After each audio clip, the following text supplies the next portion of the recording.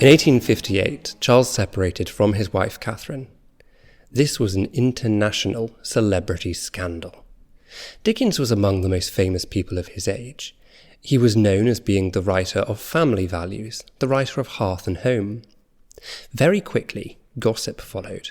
Accusations of affairs, cruelty, and even incest were levied against him. It's easy for us to get sucked into this world of whispers and rumour.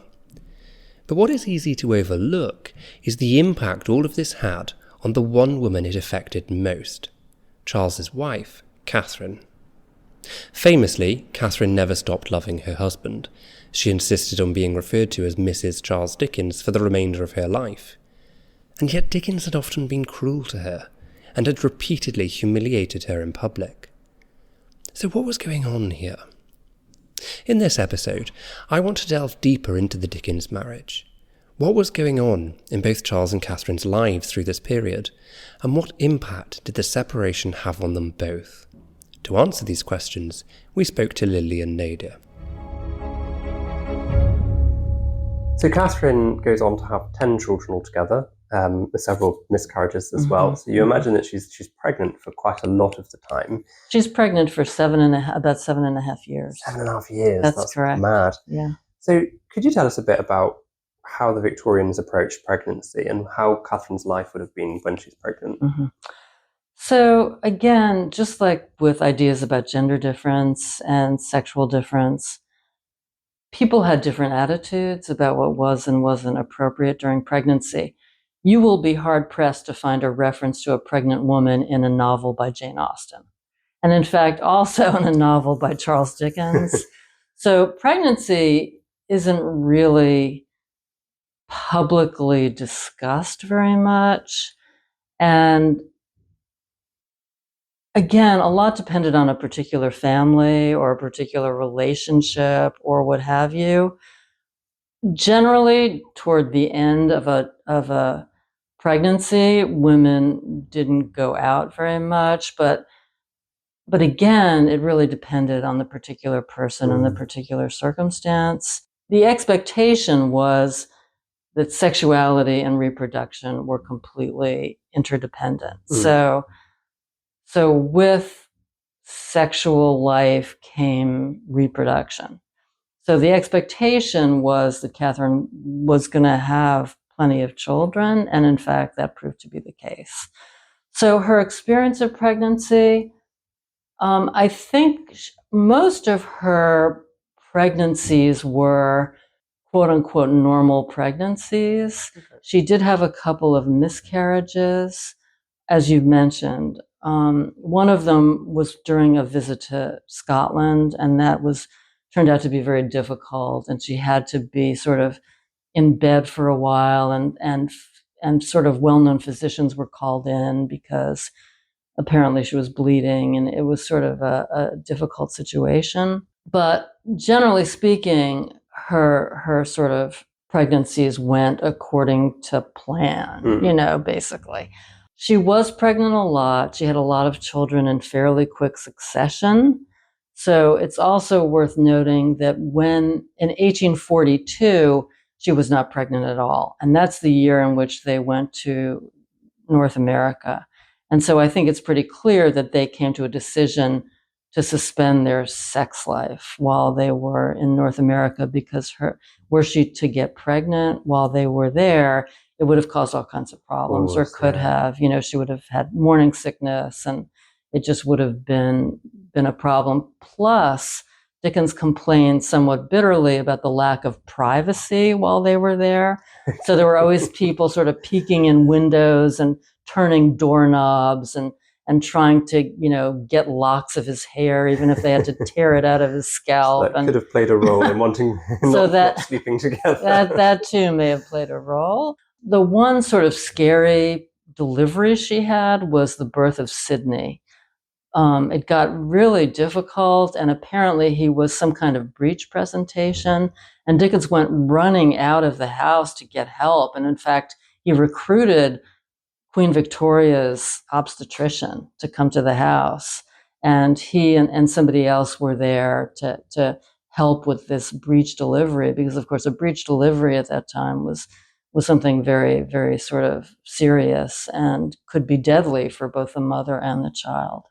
So they got through that, but the following delivery, which was Henry, Catherine used chloroform, which was a very controversial decision on their part. Queen Victoria had started to use chloroform for her deliveries. And of course, now we know chloroform is not a great anesthesia because it causes liver damage. Oh, gosh. It can. And so, but at the time, it was sort of this new innovative approach. And sort of, it was a sort of open-minded thing to do because it sort of suspended childbirth pains, labor pains.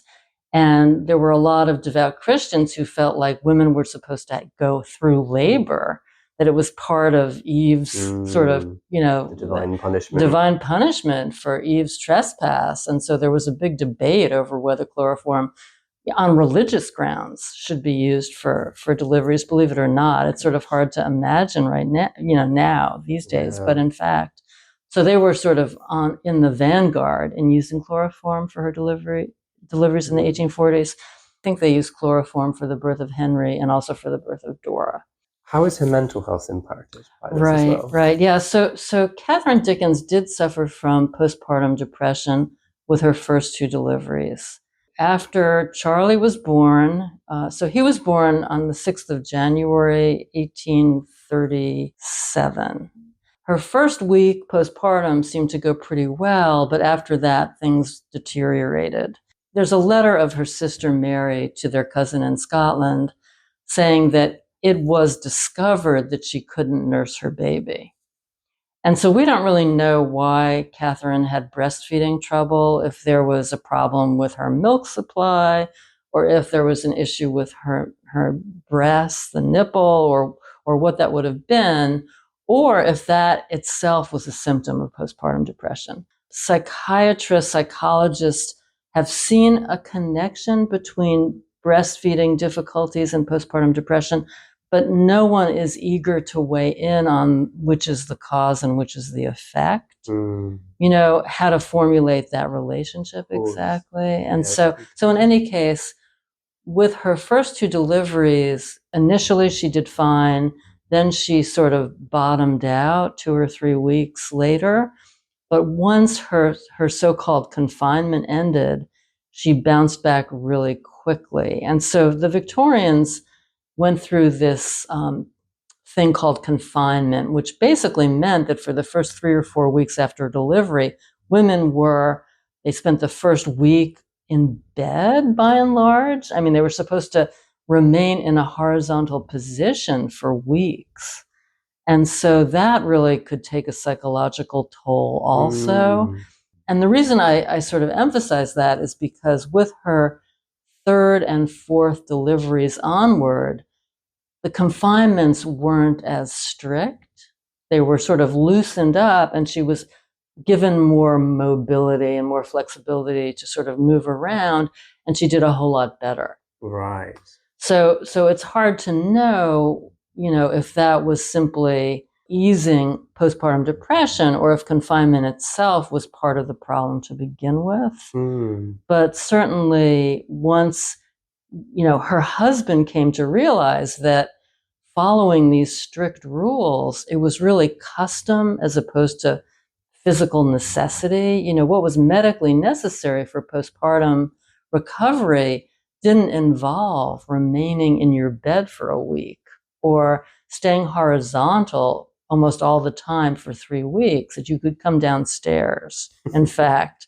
And so once Dickens realized that, her experience of childbirth really improved. I mean, there are all these records of husbands taking away their wives' journals and pens and paper after they had a child. And so Dickens wasn't alone in feeling like, Catherine was supposed to stay upstairs in bed after giving birth.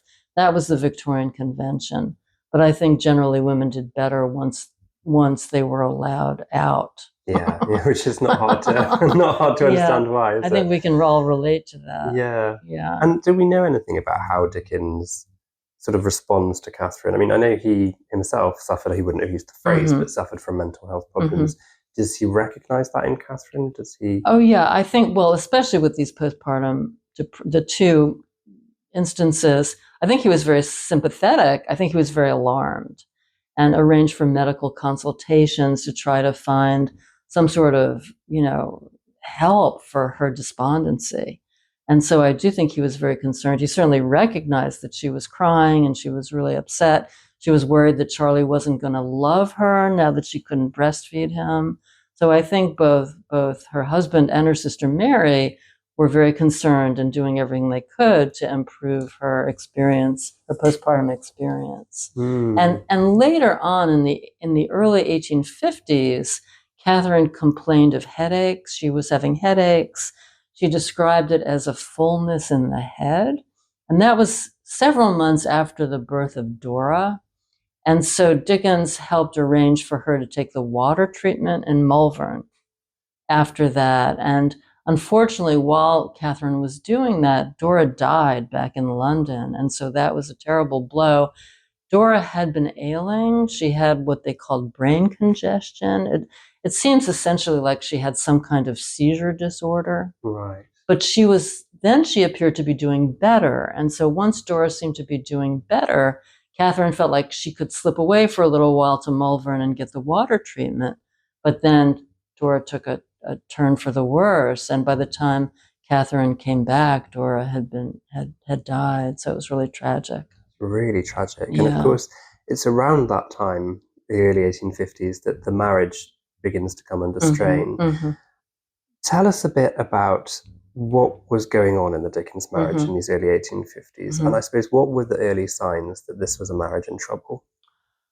Well, I think I wouldn't date it that early because I think Dickens, first of all, they still weren't having sexual relations. So, I mean, that doesn't necessarily mean your marriage is healthy.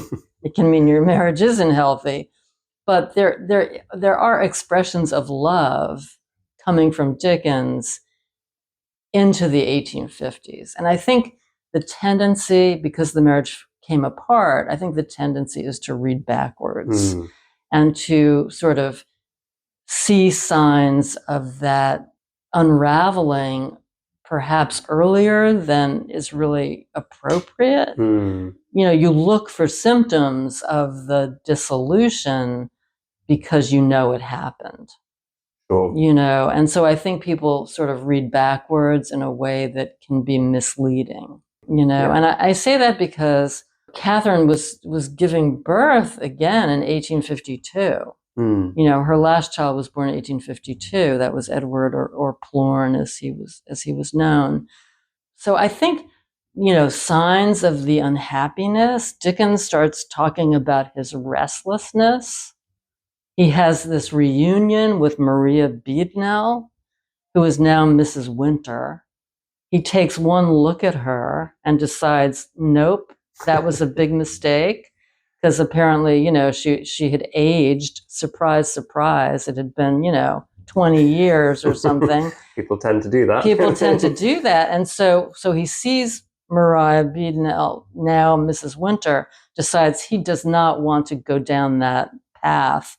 And so then foists her off on Georgina and Catherine, and to sort of entertain this woman who he had sort of fantasized about having some sort of rendezvous of some kind or another. So I think Dickens I think he's having a midlife crisis, to be perfectly honest.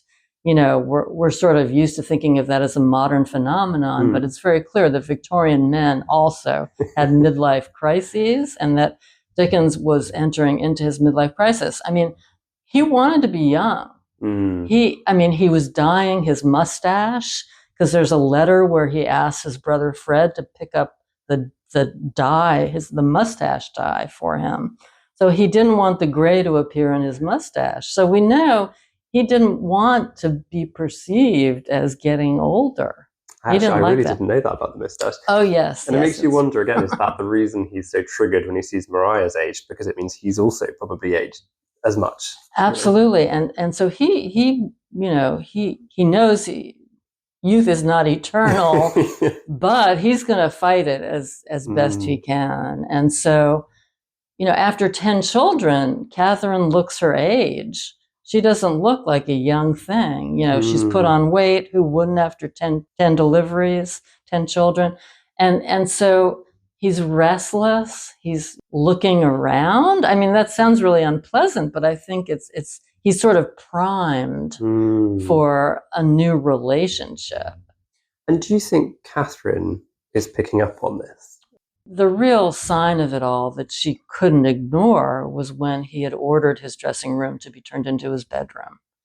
That was very hurtful because I think she found out about it once the construction was underway, or she found out about it from her lady's maid, Anne Cornelius.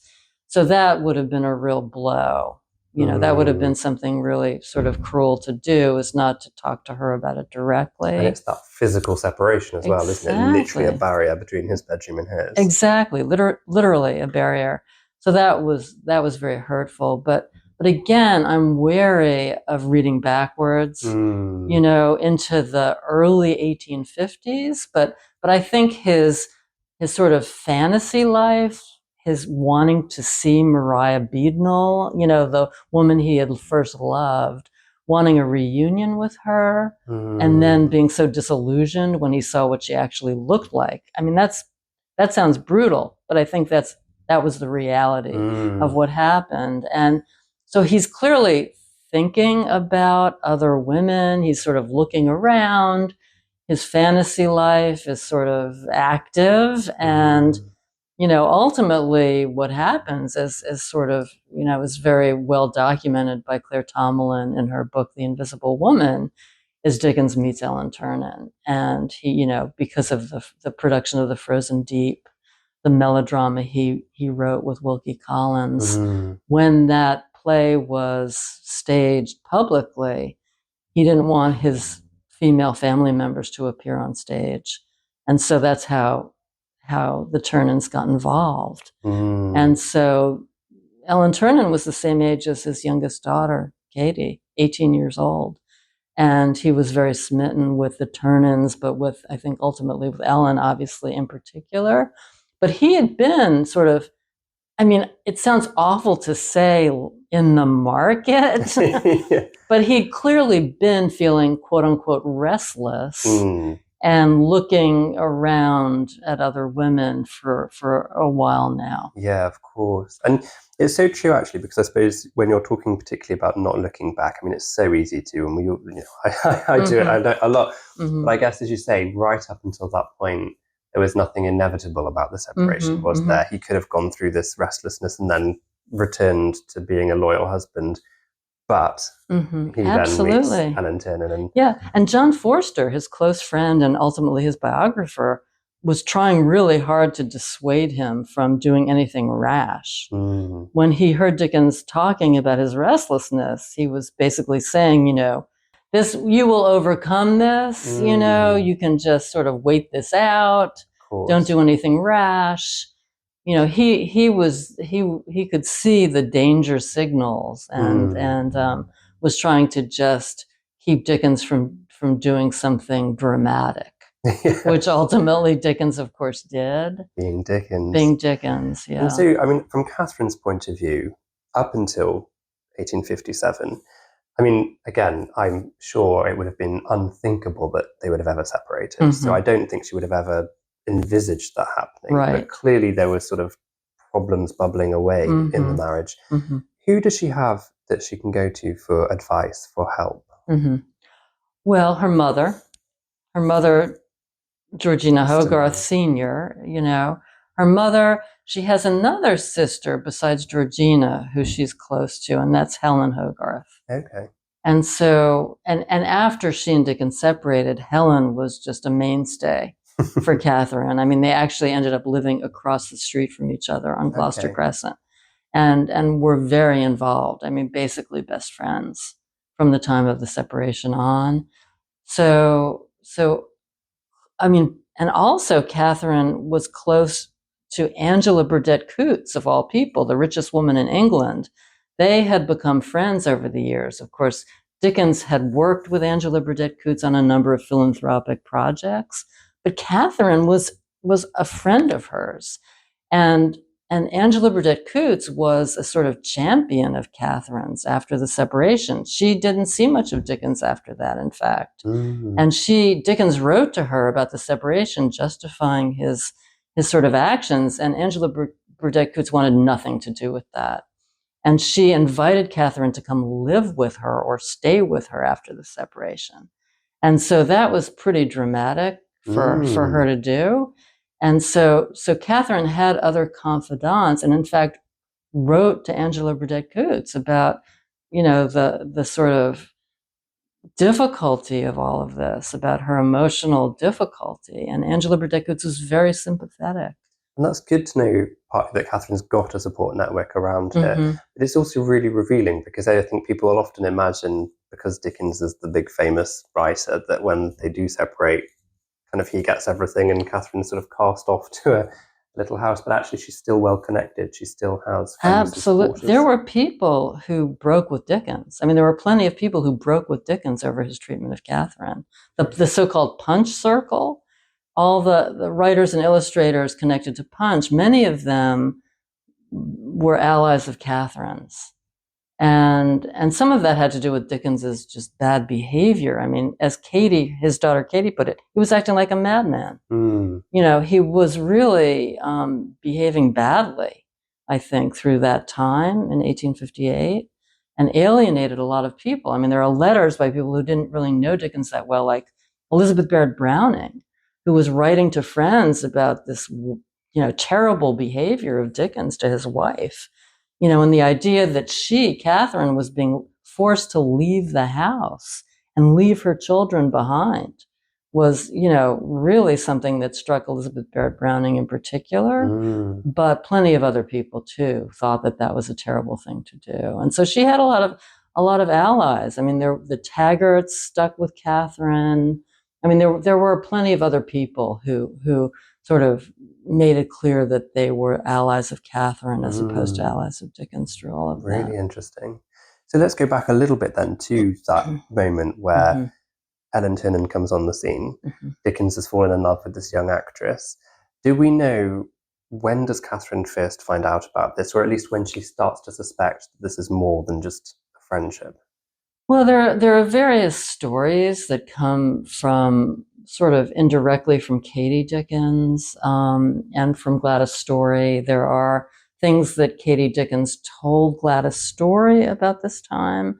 There's a story about a bracelet that's delivered to the house that is for Ellen Ternan. The jeweler brought it to the house instead of bringing it to Ellen or to the office because he didn't understand. So there's sort of that story about. There's another story about Catherine being forced by Dickens to pay a social call on the Ternans to make it seem as if this is a perfectly normal sort of conventional relationship, to sort of legitimate it. And Catherine, in tears, telling Katie she's going to pay a call on the Ternans, and Katie saying, "You're not going to go," and Catherine saying, "I am going to go," and this kind of thing. And that Catherine ultimately went. So there's that sort of melodrama. But then there's also the controversy about Catherine's mother and sister Helen going around town talking about Dickens and Ellen Ternan. And that before Dickens would sign the deed of separation and agree to Catherine's support, which was £600 a year, before he would agree to that, they had to issue a retraction. Oh, wow. Yes, yeah. A written retraction that, in fact, they were wrong about Dickens and Ellen Ternan. So he's aware that this is PR control, I guess, isn't it? This is him worried about his reputation, the damage of the rumour mill, and the fact that, literally signing them a retraction, that's quite a big step. He was acting badly. He was acting very badly in this sort of concerted effort to justify himself and make it look right to the world. I think he was trying to convince himself also that his intentions were pure. I think he was trying very hard to believe that.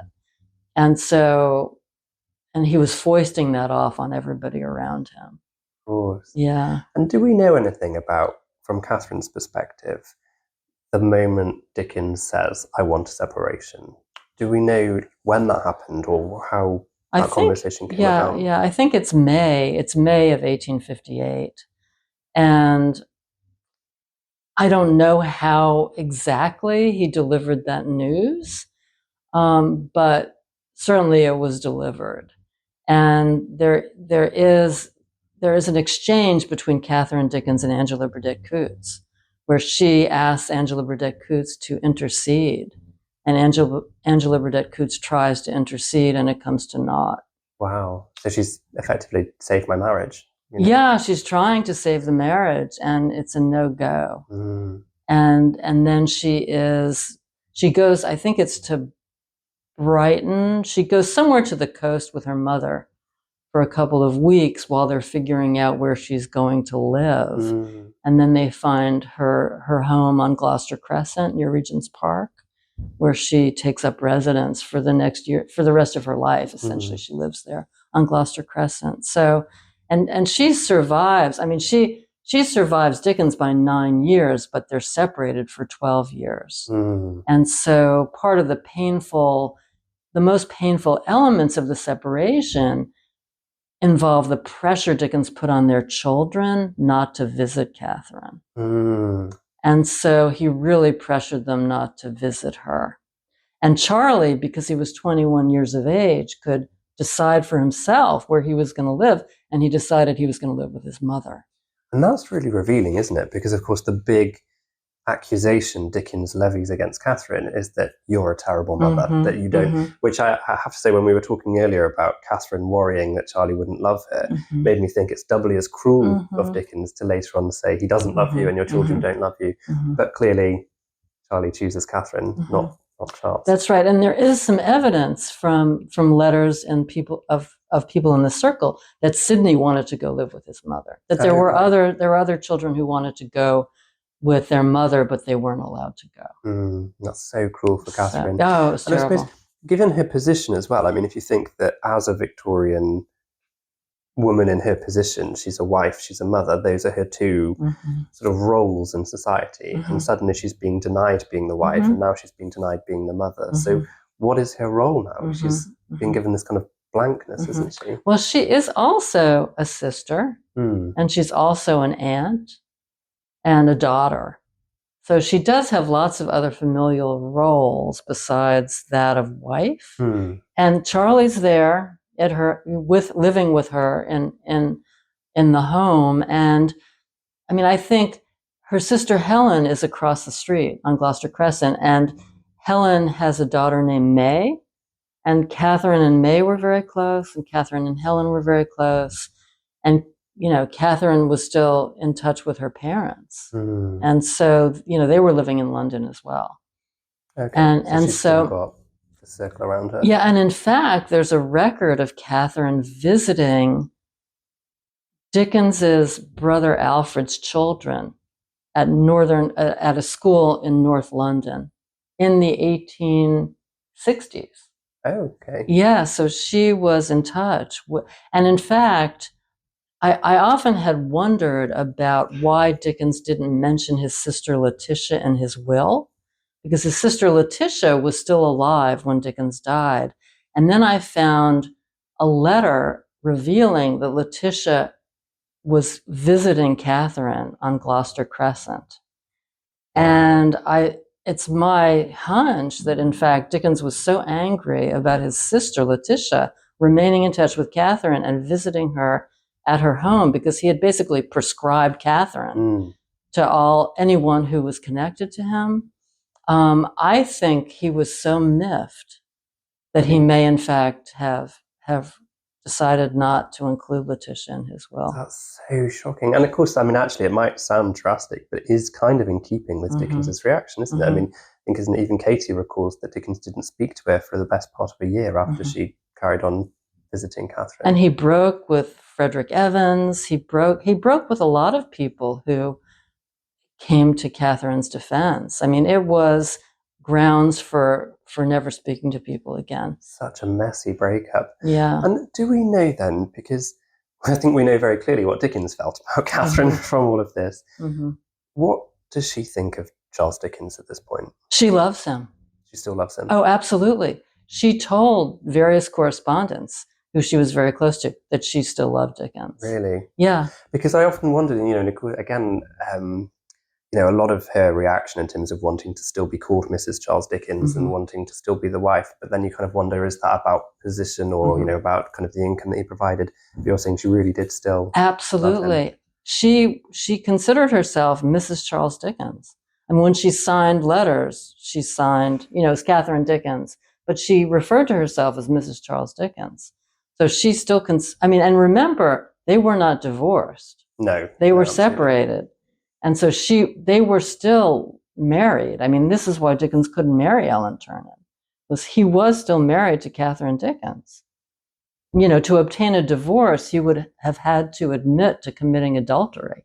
That was the grounds of divorce. Yeah, so he's not going to do that. Absolutely. So he was in a bind because he couldn't divorce Catherine because he didn't want to go public as an adulterer. And that was really the only way in which he could have divorced Catherine. Really shocking. Yeah. Yeah. So how is Catherine... I've already asked you that, actually. So let me just cover quite a few of these naturally, so that's always really helpful, isn't it? She's got that. Do we know anything then? You've touched on this already, so forgive me. You don't need me to overdo it again. But obviously, Charlie goes to live with Catherine. Really interesting that Sidney perhaps wanted to as well. But do we know much about how Catherine's relationship is impacted with her children now that she doesn't live with them? She struggles to see them regularly. Well, that's interesting because some of the sons, when they had to give a home address, put down 70 Gloucester Crescent, which was their mother's address. So Frank, for example, when he was in London, stayed with Catherine and not with his father. And I think the same was true with Sidney. And so there was sort of a divide among the children who considered Catherine as their sort of prime residence and who considered Dickens, their father, their prime residence. So that's sort of an interesting phenomenon. And it sort of panned out in various ways, even after Dickens' death. That Georgina Hogarth was in a huff with certain of the children because she didn't think that they were fully aligned with their father. In terms of things like who cared about the Swiss chalet? Who cared about the sort of the fate of the Swiss chalet? Or, there was an auction of Gad's Hill, and Charlie was the one who ended up with a winning bid. And Georgina was furious because she said that people weren't bidding properly because they saw Charlie there bidding. Oh, of course. And so Charlie ended up living at Gad's Hill Place after Dickens's death. And that meant Catherine was suddenly back at Gad's Hill Place. So after Dickens's death, Catherine spent the holidays at Gad's Hill Place.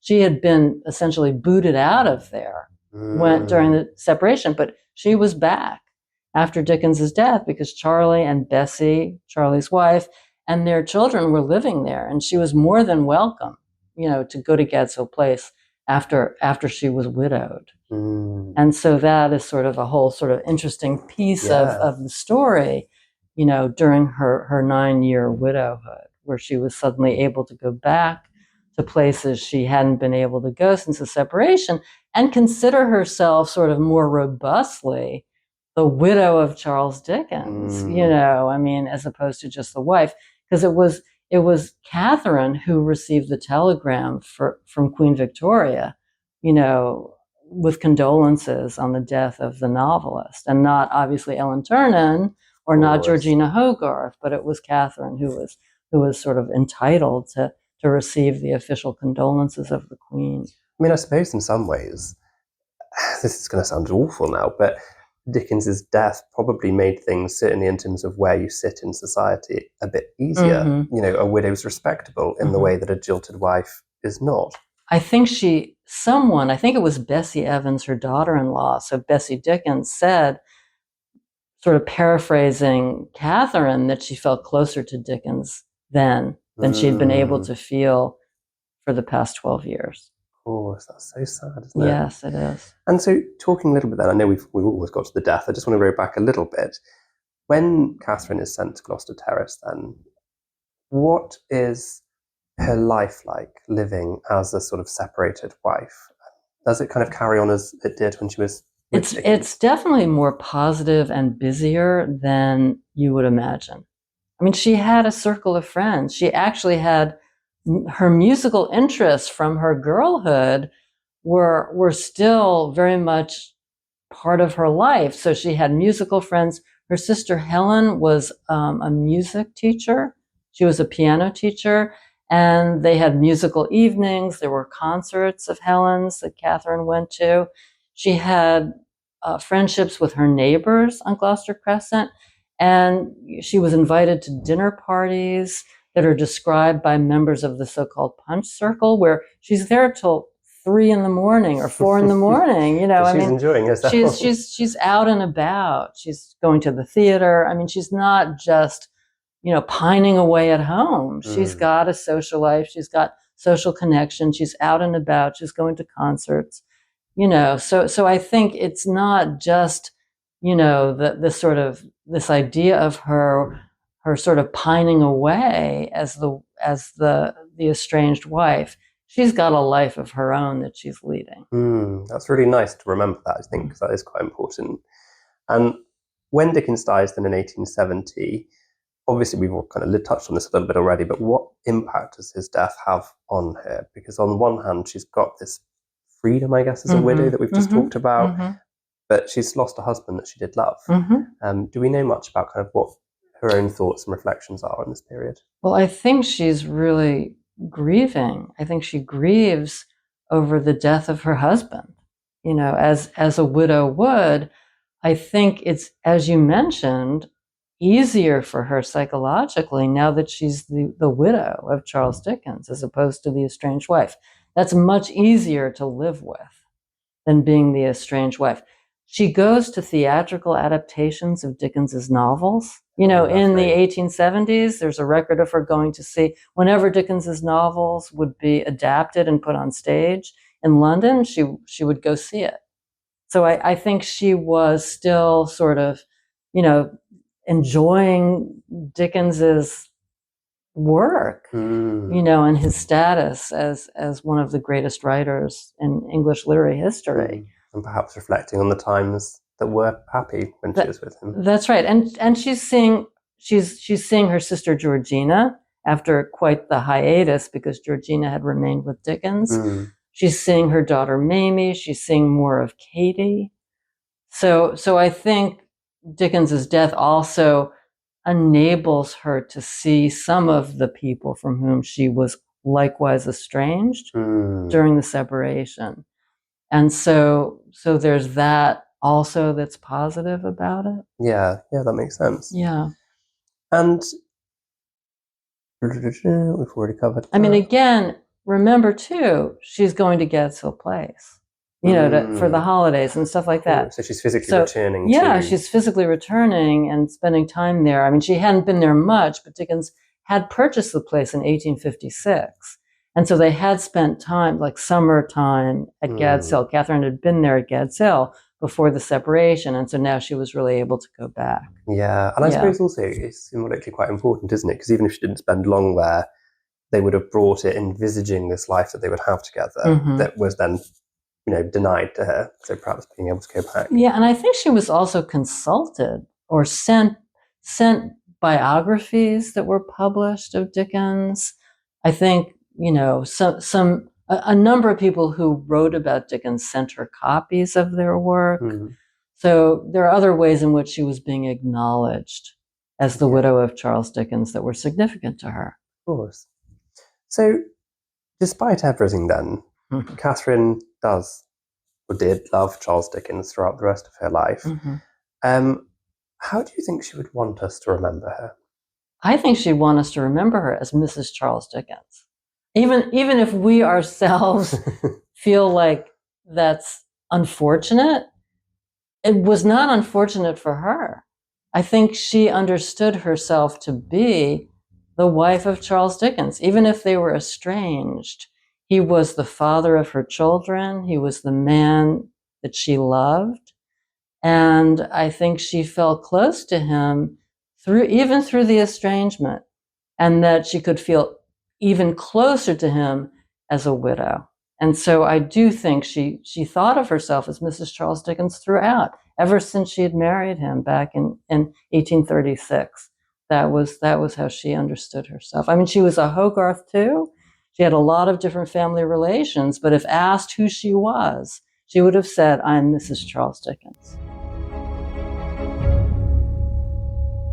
To say that life was not kind to Catherine Dickens would be an understatement. In the Victorian world, a woman was often defined by the men in her life, be that her father, brother, or husband. To be abandoned by your husband, as Catherine was not just personally heartbreaking, as it is today. It undermined her position and left her the subject of scandal and gossip. Catherine was someone who had been loyal to Charles Dickens. She remained loyal even after the separation, despite his often cruel behaviour towards her. Although she outlived Charles Dickens by some 9 years, she never publicly criticised him or refuted his version of events. Instead, she maintained a dignified silence throughout the ordeal. So it's essential today that we remember her for who she really was, not for how her husband would have her betrayed. Catherine was a woman who could be fun, engaging, hospitable, but above all, kind. It is sometimes tempting to try and define her in isolation from her husband. In our efforts to rectify some of the cruelties inflicted upon her, it's easy to try and ignore her husband altogether. But in many ways this would be contrary to what Catherine herself always wanted. We today do not know the full story of their relationship. We don't know what conversations, promises, arguments, fights were held behind closed doors. And we cannot truly say why Catherine continued to love her husband even after all the humiliation she was forced to endure.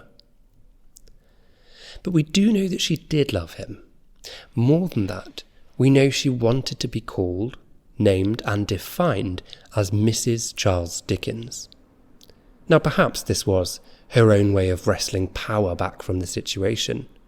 Ellen Ternan might have Dickens's heart, but Catherine had his name and the status as wife. And it is because of this, because it's clearly what she wanted, that we are proud to remember Catherine today as the one and only Mrs. Dickens.